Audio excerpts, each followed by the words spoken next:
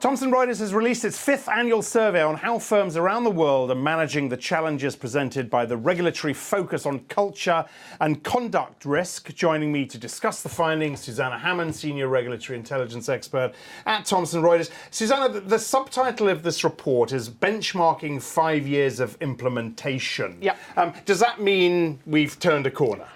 We are turning a corner, I would put it that way. Over the 5 years of the survey, there has been a threefold increase in the number of firms telling us they've actually managed to define conduct risk for themselves.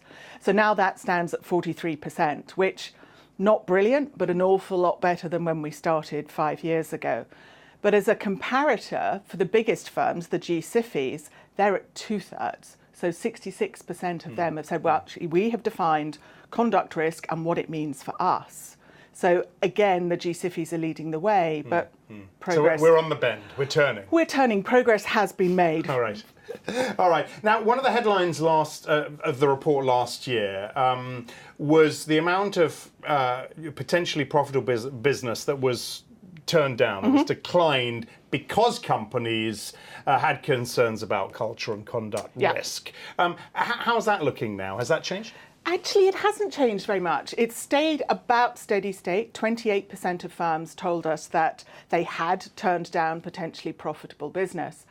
And that seems to be linked into the finding that 3/4 of firms have conduct risk as a regular item when they discuss business strategy. So you can see those two things fitting together.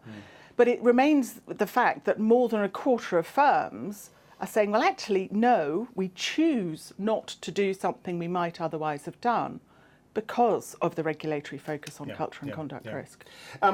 Something we've spoken often about, personal liability for senior managers and the concerns around that. You know, how has this changed under this sort of conduct and risk? It umbrella? still is a really big concern for people. For the whole population of firms, 70% said that the regulatory focus on culture and conduct risk would increase the personal liability of senior managers. That's a huge majority. In the G-SIFI population, which we've really begun to see as a leading indicator, that has somewhat moderated. Last year it was 87% of firms, G-SIFI firms, telling us that. This year it's only, and I emphasise the only, 68%.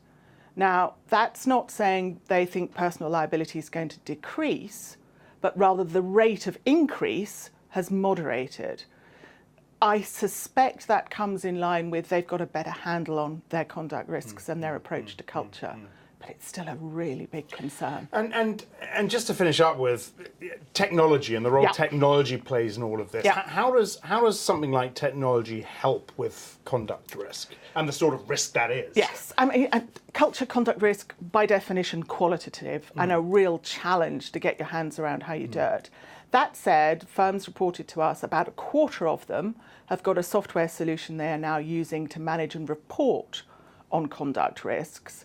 And another 1/4 are either going to deploy or have deployed RegTech or FinTech to manage culture and conduct risk.